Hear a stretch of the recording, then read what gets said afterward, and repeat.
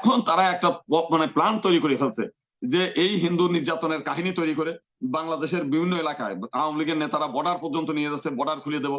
ওইখানে এক নেতা বলে দিচ্ছে 1 কোটি হিন্দু শরণার্থী বাংলাদেশে আসতেছে, ভারতে আসতেছে, তাদের জন্য সব বাড়িঘর খালি করেন, রাস্তা মানে জায়গা খালি করেন, আমরা ঢুকাচ্ছি। এইরকম একটা মিথ্যা প্রভাগান্ডা করে যখন হিন্দুরা যায় না, তখন এইখানকার আওয়ামী লীগ নেতাদের সঙ্গে তাদের একটা সম্পর্ক, তাদের বলছে হিন্দুদের নিয়ে আসেন বর্ডারে, বর্ডারে নিয়ে যাচ্ছে। সেখান থেকে বর্ডার নিয়ে যাওয়ার পরে তারা ভিডিও টিডিও তৈরি করে যে মানে এক একদিন ওইখানে দাঁড় করায় রাখে, এরপরে তারা বিএসএফ বলছে যান চলে যান।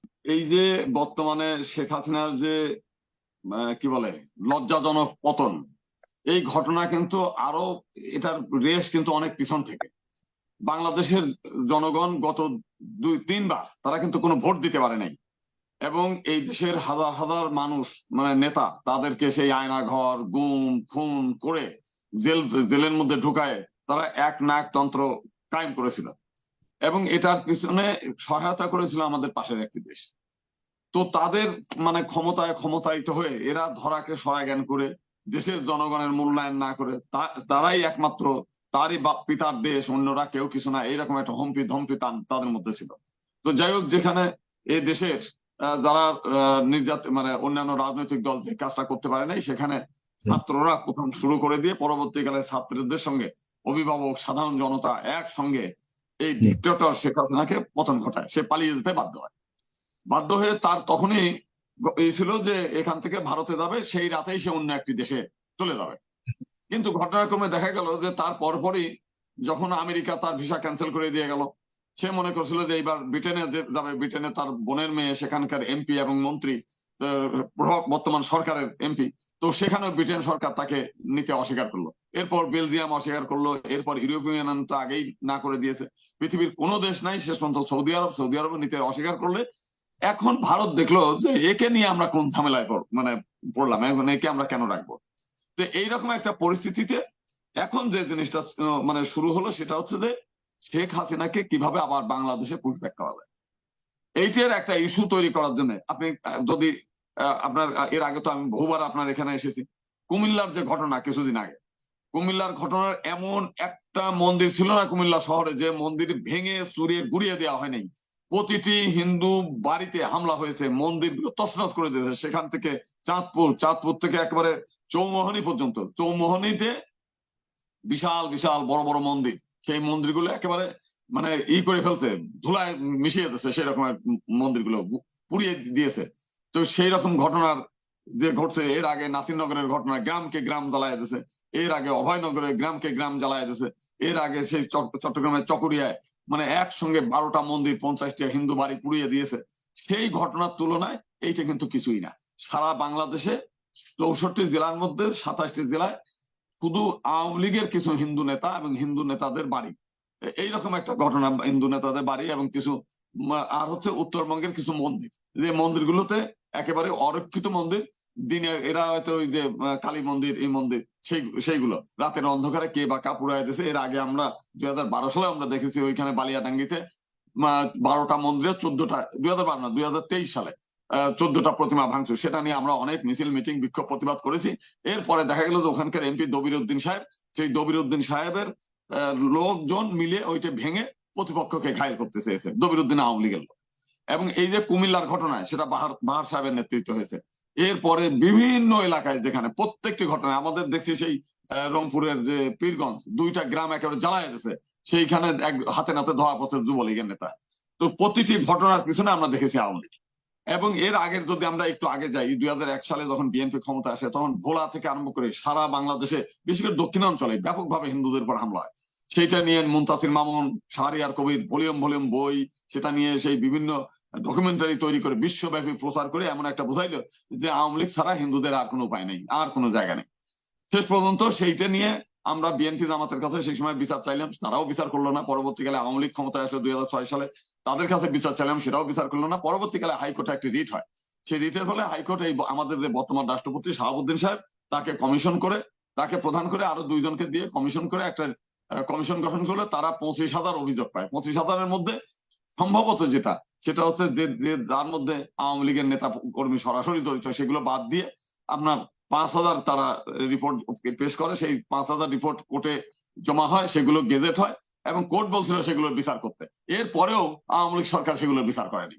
তার মানে পরবর্তীকালে আমরা ভোলায় যখন আমাদের সংগঠন হলো, তাদেরকে আমি জিজ্ঞেস করলাম, তারা বলে আরে টোটাল ঘটনা তো তোফায়েল আহমেদের নেতৃত্বে এগুলো হয়েছে। পরবর্তীকালে তার সঙ্গে বিএনপি জামাত জড়িত হয়ে গেছে হইচইর ফলে। তার মানে প্রত্যেকটি ঘটনা এই আওয়ামী লীগ নিজে ঘটায়, এই দেশের মাইনরিটিদের ঘাড়ের পর চেপে তাদের রক্ত নিয়ে তাদের মন্দিরের আগুন জ্বালায় তার ক্ষমতার এই চেয়ারটাকে শক্ত করতে চাইছে। এবারও তাই। এবারও এই যে ঘটনা, এখন কিন্তু বাংলাদেশের সত্যিকার অর্থে গ্রামকে গ্রাম জ্বালানোর কোনো ঘটনা নেই। কোন আপনি খোঁজ নেন বাংলাদেশের 64 জেলায় ওই দুই এক জেলায় একটা আওয়ামী লীগের নেতা, সে ওই সময় সবার, যেমন আমাদের একটা ঘটনা হারাধন রায়, রংপুরের সিটি কর্পোরেশনের একজন ওই আর কি কাউন্সিলর, আর হচ্ছে সে আওয়ামী লীগের থানার সভাপতি, আর হচ্ছে পূজা উদ্যাপন পরিষদের রংপুর হলো মানে রংপুরে হচ্ছে বিভাগ, সরি ওখানকার হচ্ছে মহানগরের হলো সভাপতি। এই ভদ্রলোক হচ্ছে জাহাঙ্গীর কবির নানক আর হচ্ছে উনার আদেশে সেখানে ছাত্র জনতাকে সে পিকেটিং করতে গেছে, সেখানে ধাওয়া করতে গেছে, তাদের মারধর করে বের করে দিতে গেছে। এরপরে তার হামলায় সে নিহত হয়েছে, এবং ওই দিনে শুধু উনি নিহত হয়েছে তা না, ওই দিনে আমাদের এই নরসিংদীতে আওয়ামী লীগের প্রায় পদস্থ মানে মানে কর্মী না, তাদের প্রায় 7 জনকে পিটিয়ে হত্যা করছে। প্রায় ওই দিনের ঘটনায় আওয়ামী লীগের প্রায় 50 না 55 জন আওয়ামী লীগের নেতা মারা গেছে, তার মধ্যে হিন্দু একজন। কিন্তু ভারতীয় যে সমস্ত মিডিয়া সেখানে দেখা গেল বলতেছে যে তাকে একেবারে সেই মন্দিরের মধ্যে পিটিয়ে হত্যা করছে। গতকাল অবশ্য ওখানকার পূজা উদ্যাপন পরিষদ একটা সংবাদ সম্মেলন করে বলছে না, হারাধন দা আমাদের নেতা, সে আসলে ওই মন্দিরে হামলা হয়ে মারা যায় নাই, মন্দির রক্ষা করতে মারা যায় নাই, সে মূলত হচ্ছে ওই মানে তারা ব্যাখ্যা করে নাই যে কিভাবে মারা গেছে, কিন্তু আমরা জানি এই মানে শেখ হাসিনা পতনের 2 দিন আগের ঘটনা। তো এই হলো বিষয়টা। আমরা কি দেখলাম আমাদের সাতক্ষীরায় ওখানে বিপুল ঘোষ নামে এক ভদ্রলোকের একটা জমি ছিল, একটু ঝামেলা ছিল। ওইখান কলারোয়া উপজেলার ভাইস চেয়ারম্যান এক আওয়ামী লীগ নেতা, সে তার এই হিন্দু লোকের জমি দখল করে ফেলছে। দখল করে ওইখানে একটা রেস্টুরেন্ট আর হচ্ছে রিসোর্ট তৈরি করছে, এবং চাইনিজদের বিল্ডিং এর মতো করে। তো সেইটা তখন হচ্ছে যেই সুযোগ আসছে এলাকার জনগণ সেটাকে পুরাই দিয়েছে যে হিন্দুরা তার সম্পত্তি ফিরে পায়। এইরকম একটা অবস্থার ফলে সেইটা যখন ভিডিও করছে দেখতে একটা মন্দির মতো দেখা যায়। এই ছবিটা দিয়ে ভারতীয় মিডিয়ায় বলছে যে দাও দাও করে হিন্দু মন্দির চলছে এইভাবে। তারপরে ওইখানে মাশরাফির বাড়িতে আগুন ধরা গেছে, সেই মাশরাফির বাড়ির আগুন মানে ছবিটা নিয়ে বলছে লিটন দাসের বাড়ি আগুন ধরে পোড়ায় যাচ্ছে, ভিডিও মানে এগুলো ভিডিও প্রচার করছে। আমাদের এখানে সিরাজগঞ্জের এনায়েতপুরে একটা পুলিশের থানায় হামলা হয়েছে, সেই হামলা হওয়ার পরে সেখানে 13 জন পুলিশ সদস্য নিহত হয়েছে, তার মধ্যে একজন ছিল হিন্দু পুলিশ। অথচ ভারতীয় মিডিয়া কোনোটাই বলছে 9 জন পুলিশ, মানে 13 জনের মধ্যে 9 জন পুলিশ নিহত হয়েছে, বেছে বেছে শুধু হিন্দু পুলিশদের নিহত করা মানে খুন করা হচ্ছে। আবার কিছু মিডিয়া বলছে 13 জনই হিন্দু পুলিশ। তো এইভাবে নানা ভাবে আবার কিছু ভিডিও আপনি দেখবেন, আপনারা যদি এই ভিডিওগুলো অ্যানালাইসিস করেন দেখবেন যে কিছু, যেমন আমাদের অনেক ঘটনাই যেগুলো প্রকৃতপক্ষে যে হামলা তা না, ঘরের মধ্যে বসে তারা ইউটিউবার ভিডিও তৈরি করতেছে, একটা কান্না কাটি হই হুল্লা করে করে সেইটা ভিউ বাড়ে বেশি, এই কাজগুলো করছে ইদানিং কালে তো এই চলে। তো এই রকম বিষয়গুলো তারা ব্যাপকভাবে প্রচার করে সেইটাকে ই করছে। আপনি দেখেন এর চাইতে অনেক বড় বড় হামলা হয়েছে অতীতে, কোনোদিন আমরা ভারতীয় মিডিয়াকে আমাদের দেখি নাই যে আমাদের পক্ষে কথা বলতে এবং আমাদের নিয়ে কোনোদিন ই করে নাই। কিন্তু এইবার যে এইবার কারণের পিছনে লাস্ট একটু বলি যে যখনই শেখ হাসিনাকে পৃথিবীর কোনো দেশ নেবে না, সেই অবস্থায় কিন্তু জয়েশ কিন্তু বলছিল যে আমার মা রাজনীতি করবে না এবং বাংলাদেশে আর ফিরে যাবে না। অথচ 2 দিন পরেই পোল্ট্রি দিয়ে বললো যে আমার মা বাংলাদেশে ফিরে যাবেন এবং নেতা কর্মীদের রক্ষা করবেন। কালকে এসে বলছে আমার মা এখনো প্রধানমন্ত্রী আছে, অতএব মানে এবং একটা মিডিয়ায় বলছে যে আমার মা না থাকলে হিন্দু একটাও থাকবে না, সব মারা যাবে, সেই হিন্দুদের রক্ষা করার জন্য আমার মা যেতে হবে। এখন যেটা করতেছে আমরা গত কালকের থেকে যেটা জানলাম যে আওয়ামী লীগের ওই ওদের এই নির্দেশে, ওদের এই চিন্তা ভাবনায়, ওদের এই পরিকল্পনায় তারা তাদের অর্থে তারা আওয়ামী লীগ, যুবলীগ, ছাত্রলীগ এই সমস্ত রাজনৈতিক নেতা এবং একই সঙ্গে ঐক্য পরিষদের ভূমিকাটা তো আপনারা জানেন, একটা প্রথম আলোয় নিউজও আছে, তারা এই ছাত্র আন্দোলনকে বলছে নব্য রাজাকারের আন্দোলন। এদের যেন সরকারি চাকরি থেকে আরম্ভ করে মানে কোনো যেন চাকরি না পায়, সেনা পুলিশে চাকরি না পায় এবং তাদেরকে রাষ্ট্রদ্রোহী হিসেবে দ্রুত বিচারে মামলা করতে হবে। তো এইরকম একটা ঘটনায় মানে বাংলাদেশের তো জনসাধারণ তারা খেপেছিল, সেই খেপার যে একটা বই প্রকাশ ছিল যে তার বাংলাদেশের হিন্দুদের মেরে ধ্বংস করে দেবে, আমরা সেই চিন্তা ছিলাম। কিন্তু দেখা গেল যে না, বিএনপি এবং জামাতের ভূমিকার কারণে আমরা তেমন কোনো ঘটনা দেখলাম না, বাংলাদেশের কোনো জেলায় কোনো গ্রামে দাও দাও করে জ্বলে নেই। এখন তারা একটা মানে প্ল্যান তৈরি করে ফেলছে যে এই হিন্দু নির্যাতনের কাহিনী তৈরি করে বাংলাদেশের বিভিন্ন এলাকায় আওয়ামী লীগের নেতারা বর্ডার পর্যন্ত নিয়ে যাচ্ছে, বর্ডার খুলে দেবো। ওইখানে এক নেতা বলে দিচ্ছে 1 কোটি হিন্দু শরণার্থী বাংলাদেশে আসতেছে, ভারতে আসতেছে, তাদের জন্য সব বাড়িঘর খালি করেন, রাস্তা মানে জায়গা খালি করেন, আমরা ঢুকাচ্ছি। এইরকম একটা মিথ্যা প্রভাগান্ডা করে যখন হিন্দুরা দেয় না, তখন এইখানকার আওয়ামী লীগ নেতাদের সঙ্গে তাদের একটা সম্পর্ক, তাদের বলছে হিন্দুদের নিয়ে আসেন বর্ডারে, বর্ডারে নিয়ে যাচ্ছে। সেখান থেকে বর্ডার নিয়ে যাওয়ার পরে তারা ভিডিও টিডিও তৈরি করে যে এক একদিন ওইখানে দাঁড় করায় রাখে, এরপরে তারা বিএসএফ বলছে যান চলে যান। আমার কাছে আজ সকালে এক নেতা ফোন দিয়েছে, আমি বললাম আচ্ছা আপনারা যে এদেরকে ডাকি নিয়ে একটা ভিডিও করালেন, অন্তত 200-400 বোতল তো জলও দিতে পারতেন, যে ভাই আপনারা একটা আপনাদের প্রতি কৃতজ্ঞ, আপনারা আমাদের এখানে আসছেন, আমরা কিছু ভিডিও টিডিও তৈরি করছি, এখন একটু আমাদের সুবিধা নেবো, ওখানে আমরা তৃণমূলের বিরুদ্ধে আন্দোলন করার একটা ভিডিও তৈরি হলো, আমরা এই সুযোগ নিয়ে নেবো। 2-4 বোতল জল, 2-4টি একটু খাবারেরটা দিতে, একটু কৃতজ্ঞতা বোধ থাকতো। আপনারা যে এই লোকগুলোর সঙ্গে ব্ল্যাকমেইল করলেন, এটা কেন করলেন?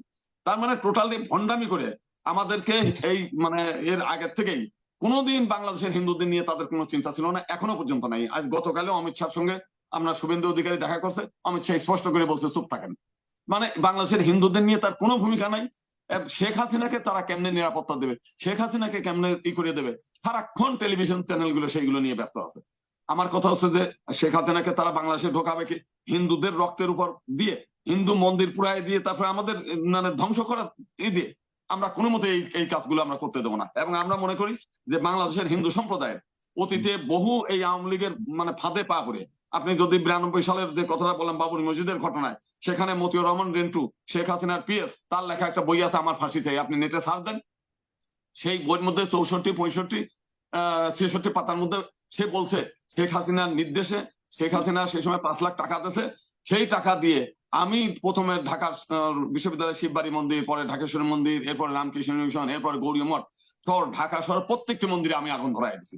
এবং ঢাকার বাইরের সব জেলাতে হাফিজুর রহমানের বাসার ফোন নাম্বার দিয়ে আমরা ফোন দিয়ে জ্বালাই দিচ্ছি। তাহলে এই বইয়ের মধ্যে তাদের স্বীকারোক্তি, এবং সারা বাংলাদেশে গত 15 বছরে আমরা দেখছি যে আমরা হিন্দুদের ঘাড়ের উপর চাপিয়ে, এবং এখনো তারা সেই সুযোগগুলো খুঁজতেছে। রাতের বেলায় তারা এমন একটা প্ল্যান তৈরি করতেছে, আগামী 2-4 দিনের মধ্যে সারা দেশে তারা হিন্দুদের বাড়ি ঘরে হামলা করে আগুন অগ্নিসংযোগ করে বলবে যে এই বাংলাদেশের হিন্দুরা নির্যাতিত, বাংলাদেশের হিন্দুরা নিপীড়িত। এবং এই ঘটনা শুধু তাই না, আর 2-1 দিনের মধ্যে 3টা ঘটনায় আমরা দেখছি, বরিশালের এইদিকে একটা ঘটনা, ডাকাতি করতে গেছে বিএনপি নেতার নাম দিয়ে, পরে হাতে নাতে ধরছে, ধরার পরে জিজ্ঞাসাবাদের পরে দেখা গেল যে আওয়ামী লীগ। তারপরে একটা লোক হলো বিএনপির গেঞ্জি গায়ে দিয়ে আছে, বিএনপির খালেদা জিয়ার নাম টাম দিয়ে, তারে হাতে নাতে ধরছে মন্দির ভাঙতে গিয়ে, পরে দেখা গেল যে এক আওয়ামী লীগ নেতা তারে কিছু টাকা দিয়ে তারপরে পাঠাইছে বিএনপি সাজায়। আর একটা হচ্ছে কয়েকটা হিন্দু বাড়িতে হামলা হয়েছে, সেই হামলার পরে তাদেরকে সেই ওই মহিলারা নিজেরা বর্ণনা করতেছে যে আওয়ামী লীগের নেতারা হলে আমাদের বাড়ি ঘর পুরাইছে। তার মানেটা কি? তারা এখন হচ্ছে পরাজিত হয়েছে, সে পরাজয়ের ফলে দেখছে তারা কোনো জায়গা যাইতে পারতেছে না, কোনো দেশে ঢুকতে পারতেছে না। অতএব এই দেশে তারা প্রাণপণ বাঁচার জন্য এই মাইনরিটিদের ধারে ভূতের মতো চেপে টোটাল মাইনরিটি জনগোষ্ঠীকে ধ্বংস করার পায় তারা। আচ্ছা, তো এটা কি আপনাদের যারা হিন্দু সম্প্রদায়ের লিডারশিপে আছেন বা যারা আপনারা সংগঠন করেন, আপনারা যারা হিন্দু সম্প্রদায়কে রক্ষা করবার জন্য কাজে নিয়োজিত রয়েছেন, সেবা করবার জন্য, তারা কি আসলে আপনাদের সম্প্রদায়ের লোকজনকে বোঝাতে সক্ষম হন কিনা, বা তারা কি আসলে বোঝে? তারাই এইটাকে আরো ভুলাই দিচ্ছে। যেমন রানা দাশগুপ্ত আজকে একটা ভিডিও বার্তা দিচ্ছে, সে এত বড় একটা অপরাধ করলো, টোটাল হিন্দু জনগোষ্ঠীকে যে ভিকটিম বানায় ফেললো এই আন্দোলনকারীদের বিরুদ্ধে বক্তব্য দিয়ে। আজকে সে ভণ্ডামি করে বলতেছে শাহবাগের আন্দোলনের প্রতি আমার সহানুভূতি আছে, আপনারা করেন। তার মানে সে আরো খানি ভুলাই দিয়ে যেটা ঘটে নাই তার চাইতে বেশি ঘটার জন্য একটা প্ল্যাটফর্ম তৈরি করার জন্য সে প্ল্যান করতেছে।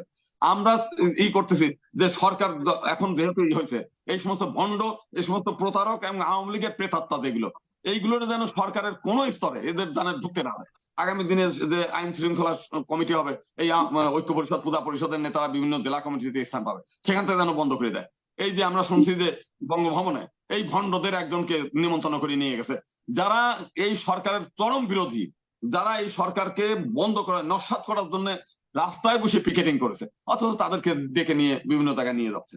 আমি আশ্চর্য হয়ে যাচ্ছি সর্বক্ষেত্রে, এদেরকে কেন নেয়? এরা কি চেনে না, জানে না? দেখতেছে প্রতিদিন যে এগুলো শেখ হাসিনার প্রেতাত্মা।